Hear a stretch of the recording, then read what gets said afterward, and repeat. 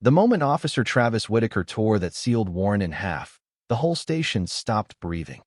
The sound was small, just paper splitting under fluorescent lights, but it moved through the lobby like a siren no one had permission to answer. Dr. Simone Carter stood on the other side of the front desk with reins still clinging to the shoulders of her black wool coat, one hand lowered at her side, the other still open where the envelope had been a second earlier. The lobby smelled of wet pavement, old coffee, printer toner, and the sharp metallic chill that seemed to live inside every police station after midnight. Behind the glass partition, a dispatcher paused with her fingers over the keyboard. A young officer holding a foam cup stopped halfway between the vending machine and the hallway. Somewhere deeper in the building, a radio crackled, then went quiet, as if even the static had decided to listen. Whitaker looked down at the two torn pieces in his hand and smiled like a man who had just proved the world belonged to him. He was broad through the shoulders, pale under the blue-white lights, his uniform pressed so cleanly it looked less like fabric than a warning. His badge caught a strip of ceiling glare and flashed across Simone's face. "You walk into my station waving sealed this, federal that, and expect everyone to jump?" he said, loud enough for the benches along the wall to hear. A tired woman clutching a plastic evidence bag lowered her eyes. An older man in a work jacket shifted his boots against the floor. No one spoke. Simone did not reach for the paper. She did not raise her voice. She only looked past Whitaker, up toward the black dome of the security camera mounted in the corner above the American flag. A tiny red light blinked there, steady as a heartbeat. "That was your last warning," she said. The words were calm, almost gentle, and somehow that made them land harder. Whitaker's smile thinned. He glanced at the camera, then back at her, measuring her now, not as a person but as an inconvenience. "Lady, I don't know who told you this was a courthouse, but it isn't," he said. "This is a police station." Simone's eyes moved to the torn seal, then to the hallway marked holding. Behind that door, Malik Johnson had been sitting for 9 hours, booked on a charge that did not match the video his mother had already sent to 3 attorneys, 2 reporters, and 1 federal office that had finally answered. Simone had driven 40 miles through heavy rain to deliver the warrant that could open his cell and open something much larger beneath it. She had expected resistance. She had expected arrogance. She had not expected Whitaker to be reckless enough to destroy the envelope in public. Captain Richard Hayes appeared at the end of the hallway, silver hair combed back, tie loose at the throat, his expression tightening when he saw the torn paper. For 1 second, his eyes met Simone's, and she saw it there. Recognition, not of her face, but of the danger she represented. Whitaker turned slightly, still performing for the room. "Captain, we've got another one trying to play lawyer." Simone slowly picked up 1/2 of the envelope from the counter. The federal seal, broken across the eagle's wing, rested against her palm. Rain tapped the front windows in soft, fast beats. Outside, beyond the glass doors, the streetlights blurred in puddles across the curb. Inside, nobody moved. Then Simone folded the torn piece once, careful and precise, and slipped it into her coat pocket as if preserving a fragile thing. She looked at Whitaker again, not with fear, not even with anger, but with the quiet sorrow of someone watching a man step willingly into the truth he thought he could outrun. "Officer Whitaker," she said, "you should have read the first line before you tore it." Simone Carter had learned early that quiet rooms were rarely safe rooms. They were places where people decided who mattered, who could be ignored, and who would be forced to prove the obvious. She had grown up on the south side of Richmond, Virginia, in a 2-bedroom apartment above a laundromat that shook every time the dryers hit their final spin.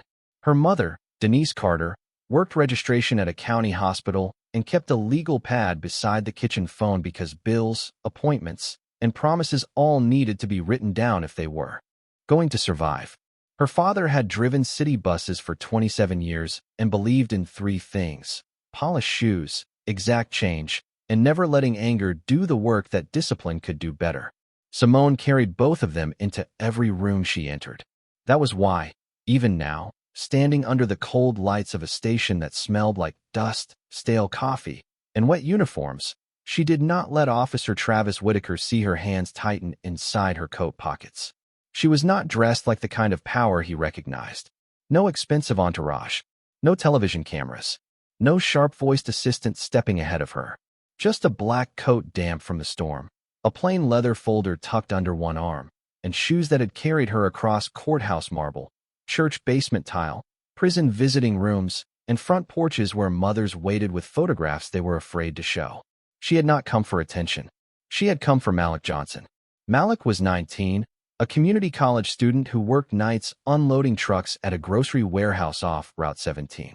He had a mother who packed his lunch in old takeout containers, a younger sister who used his calculator for homework, and a record so clean his biggest offense before that week had been 2 overdue library books. 3 nights earlier, he had recorded something he was not supposed to see behind a closed auto shop near the county line. The video was short, shaky, and dark, but it was enough. A cash envelope. A patrol car. 2 men talking like the law was something they could fold and put in a glove compartment. By morning, Malik was in a holding cell, accused of carrying a stolen item that nobody could clearly describe. By afternoon, his mother was calling every number she could find. By evening, Simone had watched the footage twice, then sent it where it needed to go. The federal order had arrived just before midnight, sealed and time-stamped, with instructions narrow enough to be legal and sharp enough to cut through every excuse. Simone knew the rules. She knew how officers like Whitaker spoke when they thought a black woman had mistaken courage for permission. She had heard the soft laugh before, the one that tried to reduce her degrees, her bar license, and her federal clearance into attitude. Still, she had walked through the front doors alone because Malik was not a theory. He was a boy behind a locked door, counting ceiling tiles while his mother prayed in a parking lot. Captain Hayes kept watching from the hallway, his jaw moving slightly, as if he were chewing on a thought he did not want to swallow. Whitaker still held the torn paper like a trophy, but Simone could feel the room changing. Not quickly, not loudly, just enough. The dispatcher looked from the camera to the captain. The young officer by the vending machine lowered his cup. Even the rain against the windows seemed to soften, waiting. Simone lifted her chin and turned her eyes toward the hallway marked holding. Somewhere beyond it, a metal door gave a dull mechanical buzz, then settled back into silence. She pictured Malik sitting on the narrow bench in his cell, knees drawn close, trying not to look scared because boys like him were often punished for fear before anyone admitted they were allowed to feel it. That was the part Simone never forgot. The paperwork mattered. The seal mattered. The statutes mattered. But beneath all of it was a human being who had been taught by this country to hope quietly, just in case hope made the wrong people uncomfortable. Simone looked back at Whitaker, and the station lights hummed above them like a warning trying to become a voice. Officer Travis Whitaker had spent 18 years learning how to make a room shrink around his voice. He did not need to shout every time. Sometimes he only had to lean against a counter, tap 2 fingers on a file, or let silence hang long enough for someone else to fill it with fear. In Brookhaven Station, that had become its own kind of weather. New officers learned it before they learned the filing system. Dispatchers recognized it in the shift of his jaw. People waiting on the benches felt it without knowing his name. Whitaker was the man who stepped forward when a complaint became inconvenient, when a mother asked too many questions, when a young man knew his rights too clearly, or when a case file needed to become thinner before morning. He called it keeping order.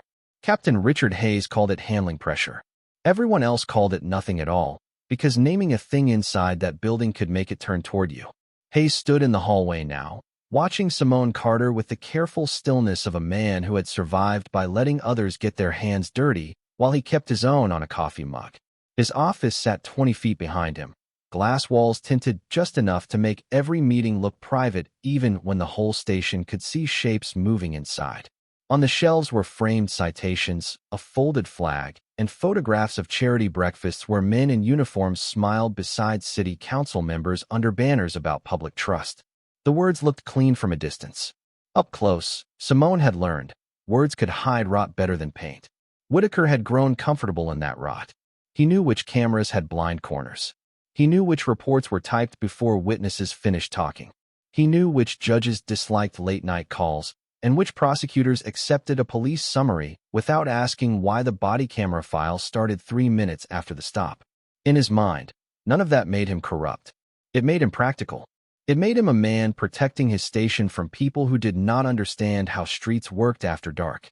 And when he looked at Simone, he did not see a federal consultant, a civil rights attorney, or a woman who had spent more time inside courtrooms than he had spent inside training rooms. He saw a black woman in a wet coat, standing too straight in a place where he expected her to lower her eyes. That was enough for him to decide she needed correcting. The torn halves of the envelope lay partly in his fist, partly on the counter, the broken seal facing up under the buzzing lights. He gave it one glance, then looked past Simone as if she had already been dismissed. "Captain, I am telling you.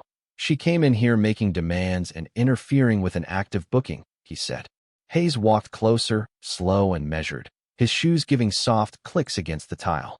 The station seemed to arrange itself around him. The young officer by the vending machine stepped aside.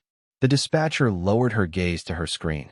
A door behind the front desk opened, and a clerk carrying a stack of forms stopped, sensed the temperature in the room, and backed away without a word. Hayes looked at Simone's coat, her folder, her face, then the camera above them. "Ma'am," he said, voice smooth as polished wood. "There are proper channels for concerns like this." Simone turned toward him. "I used them." Hayes blinked once. Not much, barely enough to count, but she saw it. Whitaker gave a short laugh. "She says she used them." Simone did not answer him. Her attention stayed on Hayes because men like Whitaker could break glass, but men like Hayes decided whether the broken pieces disappeared. She took one slow breath, tasting the air, coffee gone bitter in the pot, rainwater drying on wool, electric heat pushing dust through the vents. "A federal judge signed that order 46 minutes ago," she said. "It directed this station to preserve all records related to Malik Johnson, release him from unlawful detention pending review, and surrender relevant evidence to federal custody." The words landed with the weight of something official enough to make even the walls seem thinner. Hayes placed his hands behind his back. Whitaker's expression hardened. Somewhere down the hallway, a lock clicked, followed by the faint scrape of movement behind a holding door. Simone heard it and held on to the sound. Malik was still there, still waiting, still breathing through a system built to make him feel smaller than the truth he had carried in his phone. Hayes leaned closer, lowering his voice as if kindness were another tool in the drawer. "Dr. Carter, I do not know what you believe you brought into my station tonight, but I would advise you to be careful with accusations." For the first time, Simone let her eyes move fully over the captain's uniform, the polished pins, the careful posture, the face of a man who had mistaken calm for innocence. "Captain Hayes," she said softly, "I am being careful. That is why I came before the Marshals did." Captain Hayes did not move for several seconds. The name Marshals changed the air, but only slightly, like a draft slipping under a locked door. Officer Whitaker noticed it too, and his face tightened in the way men tighten when pride reaches for control before reason can catch up. Simone held his stare without lifting her chin higher, without giving him the satisfaction of seeing her brace herself. She had made the warning plain. She had named the order. Now the next step belonged to the room. Hayes cleared his throat and turned toward the dispatcher. "Check the federal database for any active transmission under Johnson, Malik," he said, keeping his tone even. The dispatcher hesitated, then began typing. Her keyboard sounded too loud in the lobby, each tap landing between the rain and the hum of the overhead lights. Whitaker gave a dry laugh. "Captain, come on. We are not stopping a lawful hold because she memorized a few legal phrases." Simone looked at him then. "The order is not a phrase."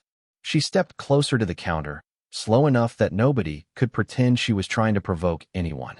"It is a signed federal directive. You were instructed to preserve the envelope, log its arrival, notify the supervising officer, and release Malik Johnson from holding 3 pending transfer of custody." A young officer near the hallway shifted his weight. Simone noticed his nameplate, Reed. Early 20s, tired eyes, wedding ring still bright. He looked from Whitaker to Hayes, then toward the holding corridor as if he had heard the name before and did not like where it sat in his memory. Simone turned slightly toward him. "Officer Reed, did you process Mr. Johnson?" Reed swallowed. Whitaker cut in immediately. "Do not answer her." Reed's shoulders stiffened. Simone did not press him. That was another thing she had learned in courtrooms and grieving kitchens.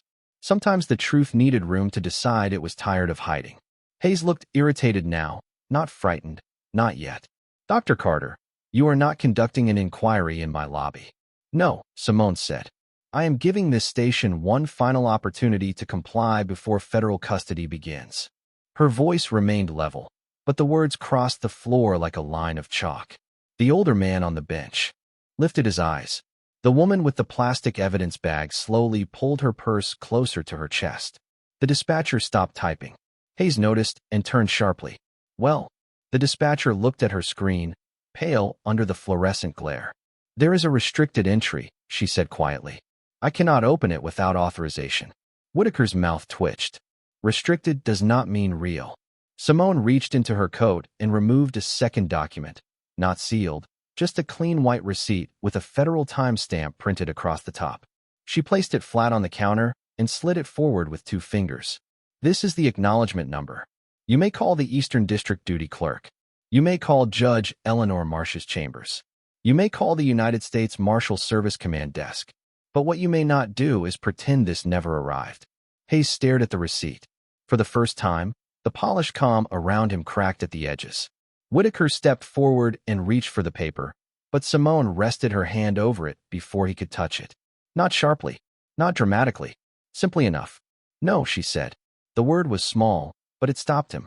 The room felt suddenly crowded with all the things nobody had said for years. Every bad stop, every missing camera file, every report corrected after midnight, every mother told to wait outside until morning. Whitaker leaned closer, lowering his voice so only she and the counter could hear. You are making a mistake. Simone met his eyes. Behind his anger, she saw calculation, and behind that, something emptier. A man who had worn authority so long he had forgotten it was supposed to serve anyone but himself. She thought of Malik, 19 years old, trying to sit tall on a metal bench because somebody had taught him that looking scared might be used against him. She thought of his mother in the parking lot, windshield fogged, hands clasped around a phone that would not ring fast enough. Simone lifted the receipt from the counter and placed it back in her folder. No, Officer Whitaker, she said softly. The mistake happened when you decided his freedom was yours to delay. Whitaker's face changed the moment Simone said the word freedom. It was not a large change. Nothing anyone on the bench could point to later with certainty. It was a tightening around the mouth, a pale flicker beneath the eyes, a small shift of his shoulders, as if something inside him had stepped forward and taken over. He looked at Captain Hayes, waiting for the usual silent permission. Hayes gave nothing, but he did not stop him either, and in that thin space between command and cowardice, Whitaker moved. He reached across the counter and took the remaining torn piece of the envelope, crumpling it slowly in his fist while keeping his eyes on Simone. You do not come into my station and tell me how to do my job, he said. The lobby seemed to draw back from him. The woman with the evidence bag pressed her lips together. Officer Reed looked down at his boots. The dispatcher's fingers hovered above the keyboard, frozen in place. Simone felt the old familiar heat move up the back of her neck. Not fear exactly, but the body's memory of rooms where dignity had to stand alone before help arrived. She kept her voice steady. This is not your station. It is a public building, and Malik Johnson is not your property. Whitaker stepped around the end of the counter. His shoes struck the tile with hard, deliberate sounds. He stopped close enough for Simone to see a tiny coffee stain near his collar, the frayed edge of one sleeve, the pulse jumping at the side of his neck. For all his polished authority, he was still a man trying to look taller than the truth. I could book you right now, he said. Interference. Disorderly conduct. Refusal to comply. Simone glanced once toward the camera. The red light still blinked. Then you should say clearly for the record why you are booking me. Something in his eyes sharpened. For the record? He repeated, mocking the phrase like it tasted bad. He turned slightly toward the room. Everybody hear that? She thinks this is one of her courtroom shows. A few nervous breaths moved through the lobby. No one laughed. That seemed to anger him more. He reached for the folder tucked under Simone's arm, but she stepped back, calm and controlled, protecting the documents.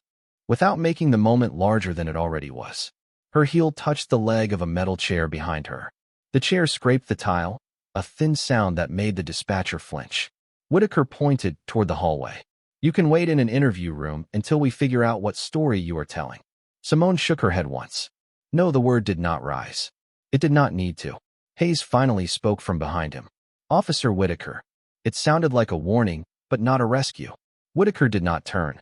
His attention stayed fixed on Simone, on her coat, her folder, her stillness, All the things he had mistaken for weakness because they did not look like his version of power. "People like you always come in here with accusations," he said quietly. The sentence landed heavier than anything before it. Even Hayes went still. Simone heard the phrase for what it was, the door inside the door, the truth slipping out from under the uniform. She looked at Reed, then at the dispatcher, then back to Whitaker. "People like me?" Whitaker's jaw tightened, as if he had heard himself too late. Rain tapped harder against the glass doors. From the holding corridor came a faint voice, young and strained. "Dr. Carter?" "Malik." Simone turned toward the sound before she could stop herself. Whitaker saw it and smiled again, smaller now, meaner in its confidence. "He can wait," he said. That was the moment the room fully understood. This was not procedure. It was punishment wearing a badge. Simone's chest rose once, slowly. She did not answer with anger. She moved to the counter, picked up the last visible scrap of the federal seal, and held it between two fingers so the camera could see. The paper trembled slightly, not from fear, but from the air vent pushing cold air down over the lobby. "You have destroyed a sealed federal document," she said. "You have delayed a court order. You have threatened the attorney of record in front of witnesses. And you have done all of it on camera." Whitaker stared at her, and for the first time, there was no smile left. Only the hum of the lights, the rain on the glass, and Malik's quiet breathing somewhere beyond the locked door. For a few seconds, the station became so quiet that Simone could hear the rainwater sliding down the glass doors in thin silver trails. The lobby no longer felt like a public building. It felt like a sealed room holding its breath around a truth too large to ignore. Whitaker stood in front of her with his hands at his sides, the last of his confidence trapped somewhere between his badge and his pride. Captain Hayes remained near the hallway, but even he seemed less solid now, as if the fluorescent light had begun to show the dust on every polished surface he had spent years protecting. Simone lowered the torn scrap of paper onto the counter with care. It was only a fragment, a broken edge of a federal seal, but she treated it like something alive. Her fingertips rested beside it for one steady second, then pulled away. "Malik," she called, not loudly, but clearly enough for the hallway to carry her voice. "I am still here." Behind the holding door, there was no answer at first. Then came a small sound, not quite speech, not quite a sob, just the sound of a young man trying to stay strong after being forgotten by people paid to remember the law. Simone closed her eyes for half a breath. She pictured him under the hard ceiling light, sitting on a narrow bench, sneakers planted on the floor, wrists resting on his knees, replaying his mother's voice in his mind, because it was the only thing warmer than the room. She wanted to go to him. She wanted to tell him that the storm outside was almost over, that his mother was less than 100 feet away in the parking lot, that the world had not completely looked away. But she stayed where she was, because sometimes kindness had to stand still long enough for justice to find the door. The air vent above her pushed down a stream of cold air. It lifted a loose strand of hair near her cheek and moved the corner of her coat. The smell of rain mixed with paper dust and bitter coffee. Somewhere, a clock clicked forward. Officer Reed finally looked up. His face carried the shame of a man realizing silence had become a signature. He glanced toward the holding corridor, then toward the dispatcher, then at the torn paper on the counter. The dispatcher's eyes were wet, though she did not wipe them. Hayes noticed all of it and tightened his mouth, trying to gather the room back into order, but the room was no longer his. Simone opened her folder and removed a small evidence bag. She slid the torn scrap inside, sealed it, and wrote the time across the label in neat blue ink. Her handwriting was calm. That calm seemed to unsettle Whitaker more than anger ever could. "You think this makes you righteous?" he asked, but the force had gone out of his voice. Simone capped the pen and looked at him. "No," she said. "It makes me responsible." The words settled softly, like rain on a roof. Then she looked toward the hallway again. "Kindness is not weakness," she said, her voice low enough to feel almost private. "And patience is not permission." No one answered. No one needed to. Outside, headlights moved across the wet front windows, slow at first, then brighter, spreading white light across the lobby floor. Simone saw the reflection before anyone turned. One pair of headlights became two, then three. The light washed over Whitaker's shoes, over the counter, over the torn seal inside the evidence bag. The dispatcher lifted her head. Reed took one step back. Captain Hayes turned toward the glass doors, and the color left his face so quickly that for a moment he looked older than his rank, older than his secrets, older than every report he had ever signed after midnight. Simone did not turn right away. She only listened. Tires whispered against wet pavement. Doors opened outside, one after another. Heavy footsteps crossed the sidewalk with measured purpose. The storm kept falling, but beneath it came another sound, clean and final, the sound of federal authority walking toward the station. The front doors opened before anyone inside the station found the courage to move. A woman in a dark federal jacket stepped in first, rain shining on her shoulders, her hair pulled back, her expression calm in the way winter is calm before a road closes. White letters across her chest read United States Marshal Service. Behind her came 6 more marshals, 2 spreading toward the front desk, 2 toward the hallway, 1 toward the side entrance, and 1 carrying a sealed equipment case as if the building had already become evidence. The lobby did not explode into noise. It collapsed into a deeper silence. Marshal Elena Brooks removed her gloves 1 finger at a time and looked directly at Captain Hayes. "Nobody leaves this building," she said. "All department computers, mobile devices, body cameras, holding logs, booking records, and surveillance systems are now under federal preservation order." Whitaker turned toward Simone, then toward the marshals, his mouth opening slightly before he found his voice. "This is a misunderstanding." Brooks did not even look at him. "Officer Travis Whitaker, step away from Dr. Carter and place your hands where my deputies can see them." The sentence was not shouted, but it moved with the force of a locked gate. Officer Reed stepped back from the hallway. The dispatcher slowly lifted both hands from the keyboard. Captain Hayes took 1 step forward. "Marshal Brooks, this is my station." Brooks turned to him then, her eyes steady, almost tired. "Not tonight." The words seemed to pass through Hayes and strike the wall behind him. Simone stood beside the counter, the evidence bag resting under her palm, the torn seal visible through the clear plastic. The headlights outside kept spilling across the wet floor, making the tiles shine like black glass. Whitaker's face had gone pale under the fluorescent lights, but his anger was still trying to survive.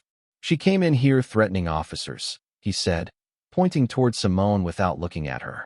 "She presented questionable paperwork and interfered with a lawful detention." Brooks finally shifted her attention to him. "The paperwork was authenticated before she entered the building." Whitaker blinked. "What?" Simone closed her folder. The small click of the clasp sounded impossibly clear. Brooks continued. "The sealed envelope was a field copy. The original order was filed electronically with the federal court at 11:42 tonight. Its chain of custody was active the moment Dr. Carter crossed your threshold." Hayes's jaw tightened. "That was not disclosed to us." "It was disclosed in the first line of the document your officer destroyed," Brooks said. For the first time, Whitaker looked at the torn evidence bag as if it had become something dangerous. Simone watched him understand slowly, piece by piece, that the paper had never been the source of her authority. It had been a mirror.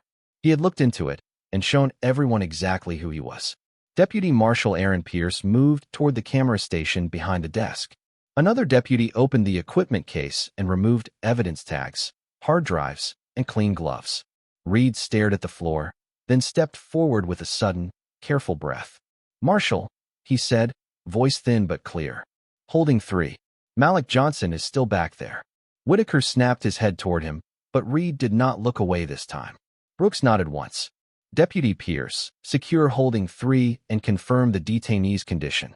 Pierce moved down the corridor with another marshal. A moment later, the electronic lock buzzed, and the sound traveled through the lobby like a door opening inside every person who had been waiting too long. Simone's eyes stayed on the hallway. From behind the wall came Malik's voice, uncertain and shaken. "Dr. Carter?" Simone answered without moving. "You are safe, Malik."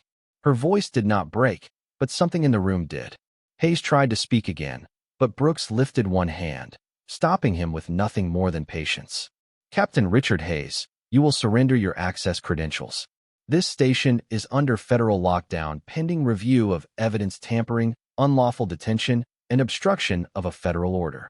The captain's polished face finally lost its shape.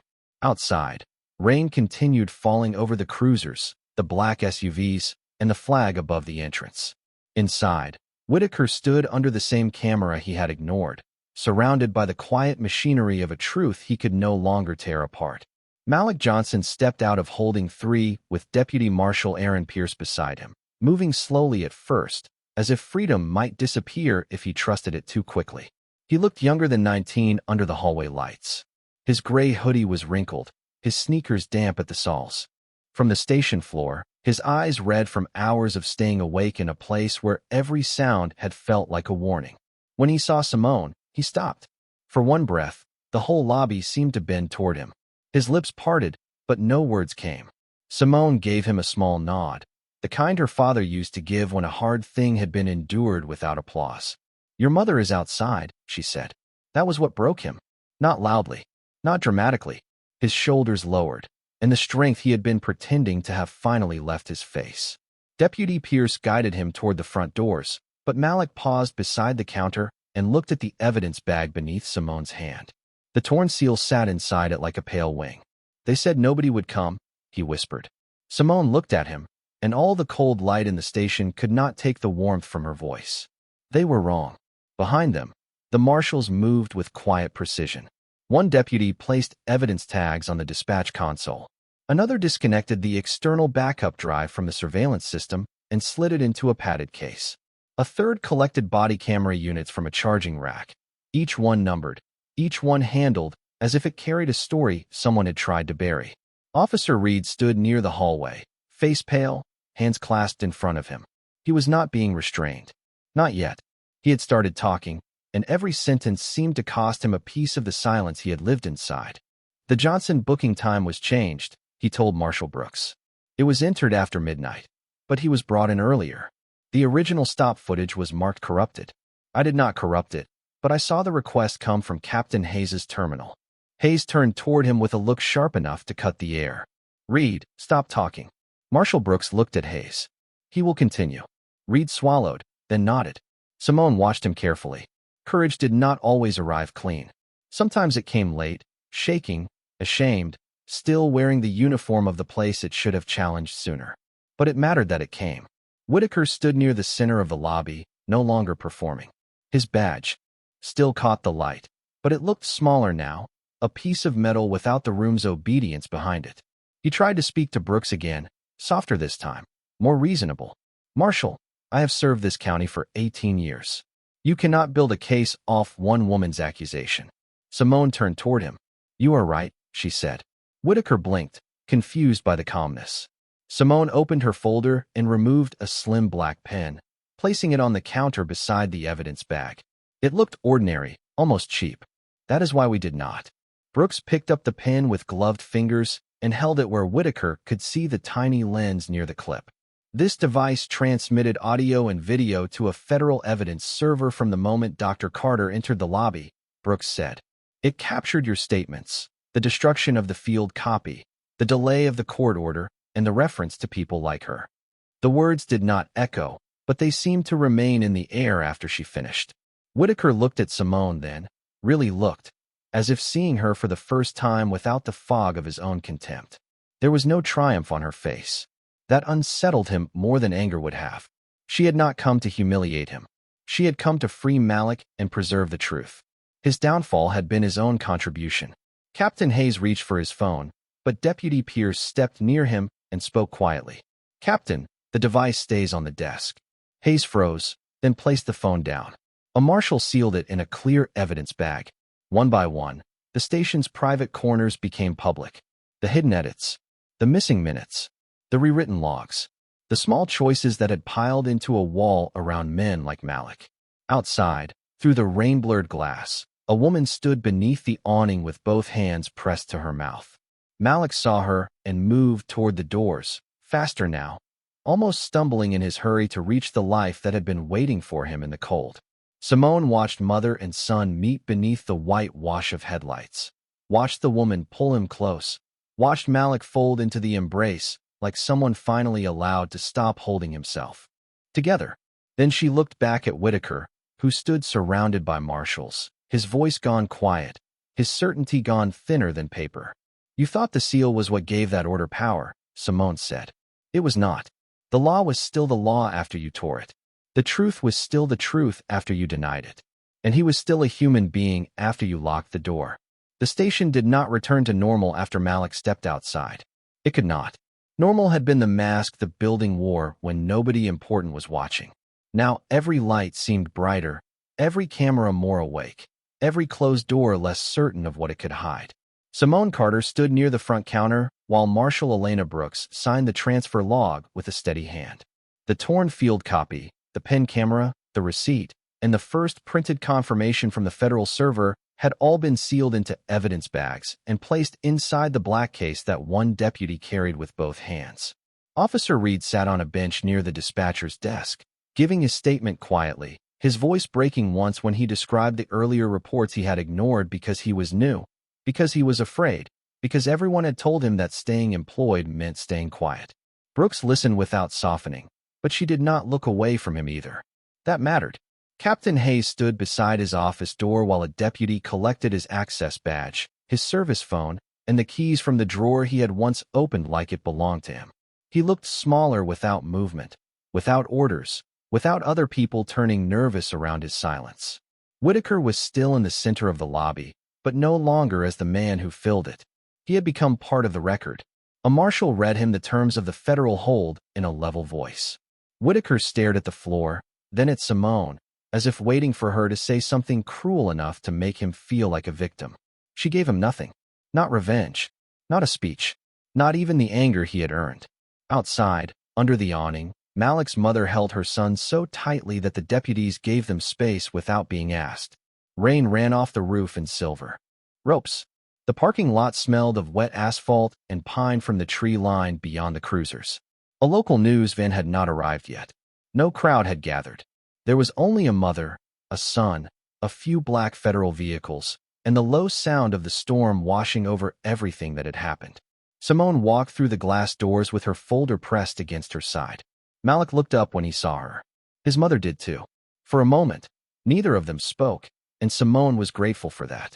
Some thank yous were too heavy to survive being spoken to soon. Malik stepped toward her, stopping a few feet away. "I thought I was going to disappear in there," he said. Simone looked at the station behind him, its windows bright and cold against the rain. "You did not," she said. "You stayed." His mother covered her mouth again, her eyes full, but Simone only reached into her coat pocket and pulled out the small copy of the release receipt. She handed it to Malik with care. "Keep this," she said. "Not because paper makes you free, but because someone may ask you to prove what they should have respected." Malik took it with both hands. Behind the glass, Whitaker was led down the hallway where he had once decided who could wait and who could leave. His badge was no longer on his chest. It sat on the counter beneath a strip of fluorescent light, ordinary now, a piece of metal without mercy, without fear, without power. Simone watched for only a second, then turned away. The rain had softened to a mist. Across the street, the first pale line of morning touched the edge of the courthouse roof. Malik stood beside his mother, breathing cold air like he was learning the shape of it again. Simone stepped off the curb and walked toward her car, her shoes moving through shallow puddles, her coat dark against the gray dawn. No one applauded. No one needed to. Behind her, a steel door closed somewhere inside the station, low and final. The sound carried through the wet morning, not loud, not dramatic, just enough to mark the difference between power and justice. Simone did not look back. Some victories did not need witnesses. Some truths, once preserved, knew how to speak for themselves.